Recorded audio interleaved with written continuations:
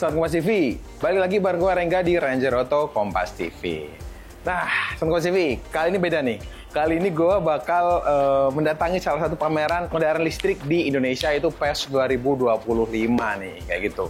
Nah, gue di sini bakal nanya-nanya kepada pengunjung di sini gimana kepercayaan masyarakat tentang keberadaan mobil EV saat ini. Apakah mereka udah percaya atau mereka masih agak takut-takut, masih ragu? Sekarang kita tanyakan kepada mereka langsung.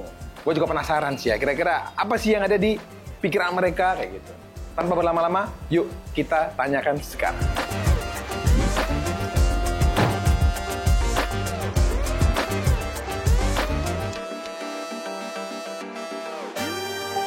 Nah, sekarang gue udah ada di dalam pameran PEV, Periklindo Electric Vehicle Show 2025 nih, kayak gitu. Dan yang gue lihat pertama kali ini, mungkin di pameran ini mulai ada beberapa merek, bahkan banyak merek dari negeri tirai bambu atau negeri Cina kayak gitu, Sobat Kompas TV. Nampaknya produsen-produsen mobil dari Cina mulai menyerang pasar Indonesia dengan serius lah seperti itu. Apakah mungkin mereka bisa menggeser pasar dari Jepang dan juga dari Eropa seperti itu? Seperti yang kita lihat nih, di sini ada Denza, ada BYD, ada DFSK, ada juga MG. Banyak banget, dan juga ada mobil anak bangsa. Mereka tuh mendominasi di pameran ini, gitu, di pameran mobil EV ini. Ya, kalau dari Jepang dan juga dari Eropa ada sih, seperti BMW dan juga dari Mini kayak gitu. Dan kalau dari merek Korea dia ada Hyundai, dan juga dari Jepang dia ada Mazda. Oke, seperti yang gue jelasin tadi, bisa kalian simpulkan kan, banyak merek dari Cina daripada dari negeri-negeri yang lainnya, seperti itu. Nah, di sini gue bakal nanya-nanya nih kepada pengunjung dari pameran ini, kira-kira apa sih yang mereka cari seperti itu? Apakah mereka udah yakin dengan kendaraan EV di Indonesia? Mungkin apakah ketakutan-ketakutan yang mereka pikirkan tentang kendaraan listrik? Mari kita tanyakan kepada mereka sekarang juga. Yuk, ikutin gue.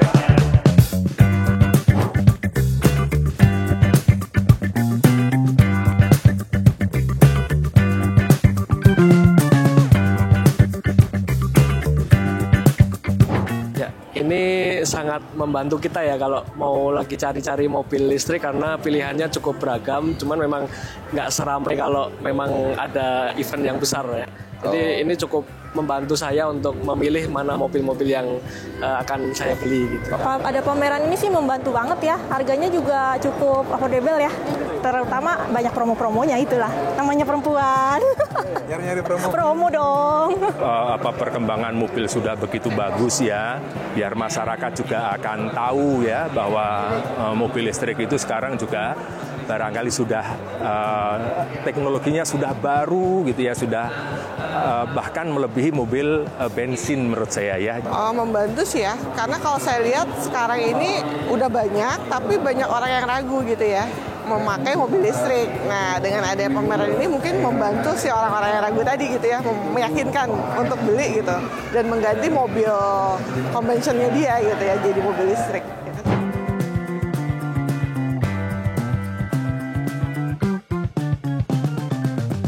Untuk saat ini sih nggak ada ya, karena memang ada komitmen dari perusahaan atau dari pihak brand dan pemerintah juga untuk membangun infrastruktur mobil listrik itu jor-joran gitu. Promo-promo segala macam, dan insentif-insentif dari pemerintah juga nggak sedikit, itu banyak sekali, dan itu yang membuat saya yakin untuk beralih ke mobil listrik. Keraguan sih tentu masih ada ya, tapi udah banyak lah, udah agak banyak lah aku mau beralih ke listrik. Takutnya kalau misalnya baterai habis aku lupa ngecas gitu kan, tempat ngecasnya belum nemu gitu yang aku masih raguin. Kalau saya sih enggak ya. Ya kalau dulu orang mengatakan bahwa kalau pakai mobil listrik itu takut nanti kehabisan baterai di jalan begitu ya. Tapi kalau saya mudik gitu, itu sudah banyak di rest area itu ya untuk ngecas mobil listrik. Masalah baterainya mungkin ya, pengurangan baterai sampai berapa tahun, nah itu sih yang saya takutkan. Cuman ya kita coba gitu kan, karena belum tahu juga, nggak ada yang bisa memastikan berapa lama sih baterai itu bisa bertahan gitu ya. Saya udah hampir 2 tahun ya saya pakai, dan itu pengurangan baterai ini tuh udah ada gitu ya, yang tadinya 200 kilo gitu ya. Sekarang tuh kalau full paling kepake bisa 180 sekian gitu, 190-an. Nah, Udah ada penurunan. penurunan, iya.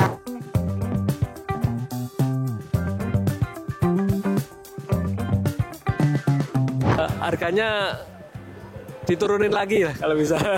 Karena teknologi juga ini ya, sekarang semakin berkembang dan harusnya lebih murah ke depannya gitu. Ya, kalau saya sih pengennya meskipun sekarang pajaknya sudah rendah gitu ya, yang perlu lagi adalah mendorong ke stakeholder mobil listrik supaya mobil listrik itu menjadi lebih maju di Indonesia. Dan juga tentu mungkin tidak hanya pemerintah saja, tapi juga swasta juga mendorong untuk pengadaan istilah SPKLU ya di berbagai tempat biar masyarakat juga semakin percaya untuk menggunakan mobil listrik. Lebih kepada station charger mungkin ya, itu diperbanyak lagi. Masalah baterai kan kita pasti ada limitasi ya baterainya. Nah ini nanti ke depannya yang sudah habis ini mau diapakan. Nah ini jangan sampai menjadi sampah bertumpuk gitu ya. Nah ini penanggulangannya seperti apa mungkin itu sih.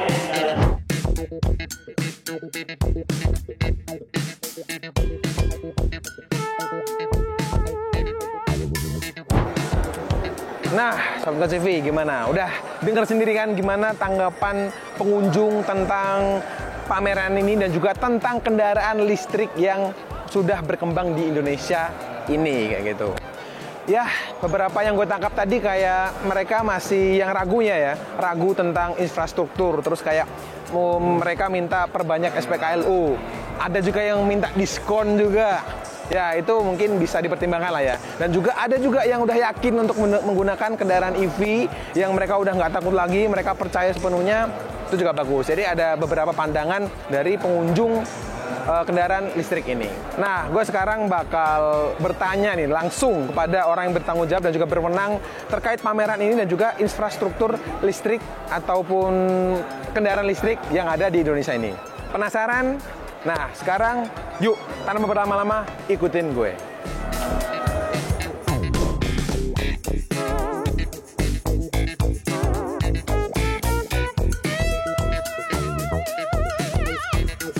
Bisa kita lihat bersama. Yang pertama, dari sisi promosi, ya, kita bisa mengenalkan 183 brand atau lebih dan eksibitor yang ikut berpartisipasi. Seperti yang kita harapkan bahwa ini sebuah ajang promosi, semua tadi telah terwadai dan semuanya bisa menunjukkan ya masing-masing dengan baik. Hal ini tentu bagian dari menarik para pendatang untuk hadir ke sini.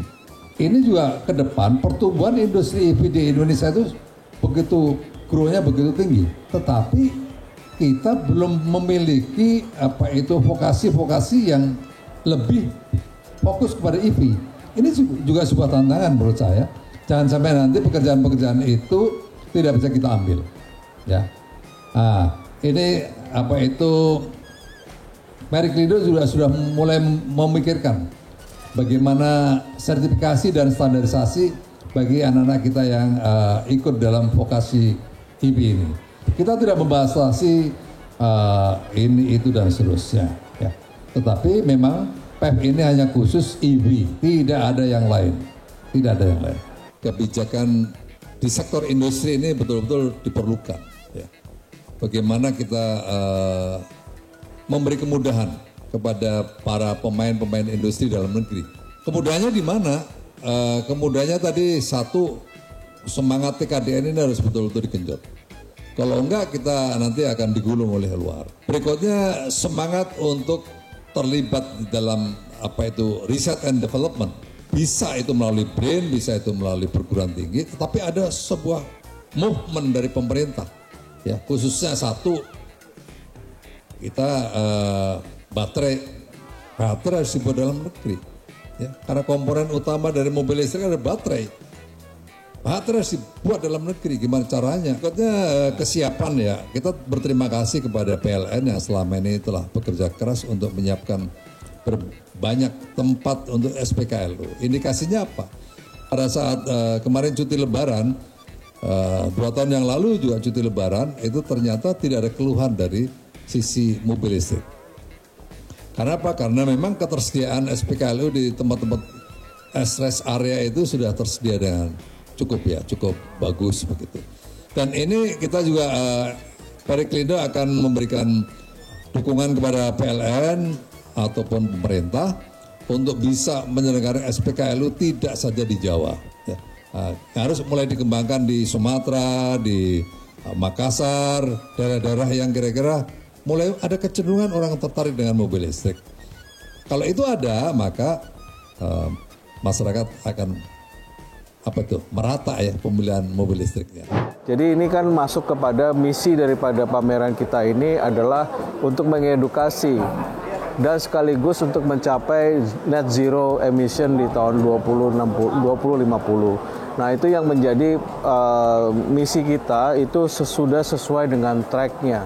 Tinggal adalah untuk membesarkan saja daripada ini. Dan mungkin ada beberapa halangan-halangan dalam kendaraan listrik yang masyarakat yang masih terbelenggu gitu. Kenapa saya memakai kendaraan listrik? Nah inilah pameran ini selama 4 tahun ini, 4 kali pameran ini sudah membentuk. Jadi sudah membentuk untuk mencapai pencapaian daripada visi misi Periklindo, partner kami Asosiasi Kendaraan Listrik di Indonesia.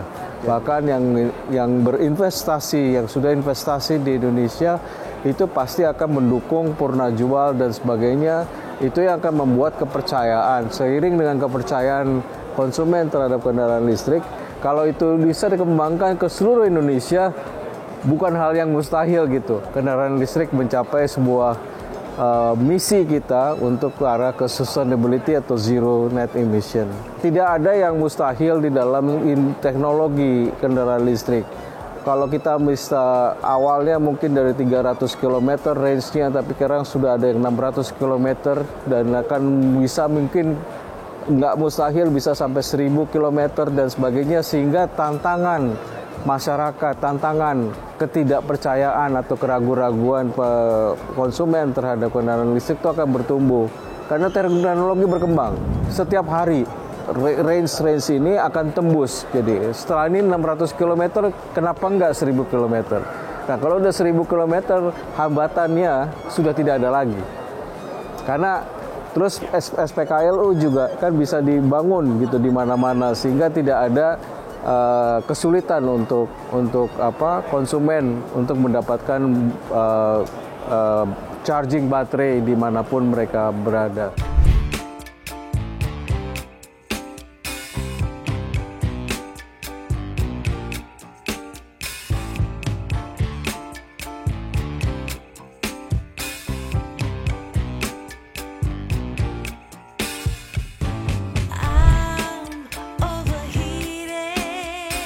Nah, Sobat TV, di pameran EV ini selain ada mobil atau roda 4, di sini juga ada roda 2 dan juga roda 3 kayak gitu Sobat TV.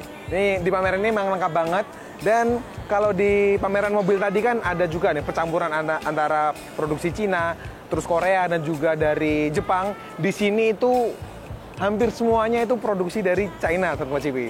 Yang dimana bisa kita ketahui memang udah mulai mendominasi pasar ya kayak gitu. Oke, dan di sini kita juga bisa test ride. Selain test ride mobil, di sini juga ada test ride untuk kendaraan roda 2 ini indoor karena ini tidak menghasilkan polusi, jadi aman untuk dites di dalam ruangan gitu.